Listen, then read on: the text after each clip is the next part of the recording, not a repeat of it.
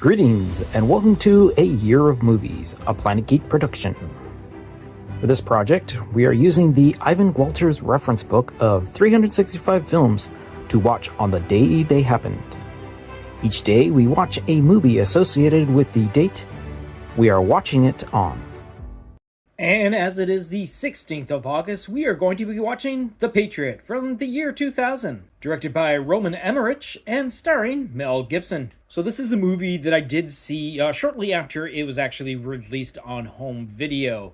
I definitely did not see this in the theater when it originally came out, but I did see it pretty sure, like, as its first release on rentable DVD.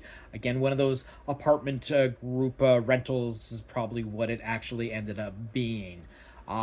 Pretty much, I think that might have been the only time that I'd seen it, other than at this current time, almost 20 some odd years earlier to what I watched today. And like I had already mentioned, not only does this movie star Mel Gibson, but it also stars Heath Ledger, Jolie Richardson, Jason Isaacs, Chris Cooper, Renee Auberge-Noir, and Tom Wilkinson. A widowed farmer with a brave but brutal military past decides not to join up when the British arrive in 1776.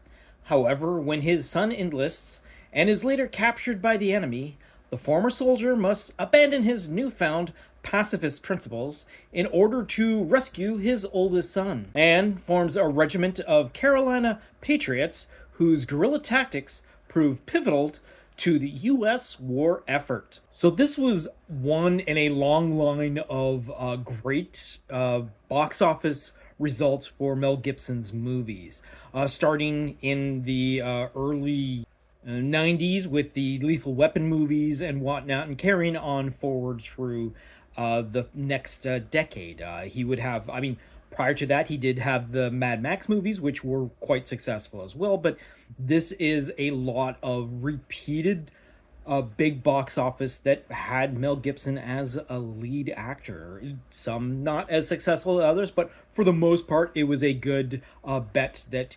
you'd have a successful box office return by having Mel Gibson in your movie at this time.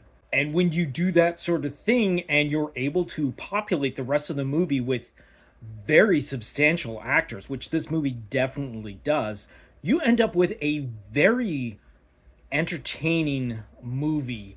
I believe this is probably the first movie that I could remember Jason Isaacs being in. Now, upon further watching movies, I've seen movies prior to the date of, like, the year that this movie came out, which was the year 2000.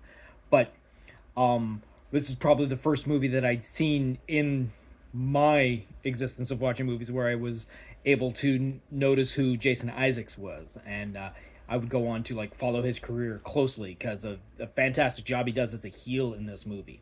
And again, Heath Ledger probably had seen his face in a couple movies prior to this, but he does such a fantastic job in this. And again, everyone along, including like even a great person who's showed up several times on this list of Tom Wilkinson, does just a fantastic job.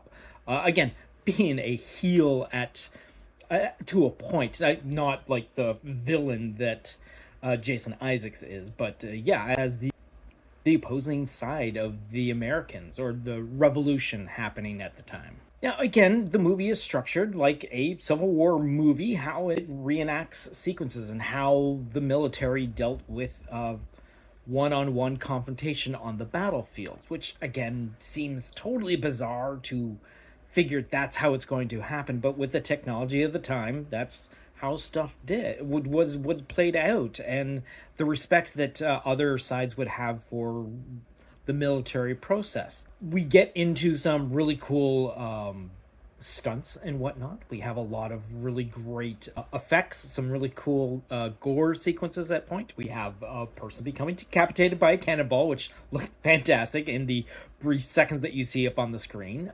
But some of the fighting sequence between our main cast gets the slow motion treatment, so it looks like it doesn't look as full-blown exciting as it should.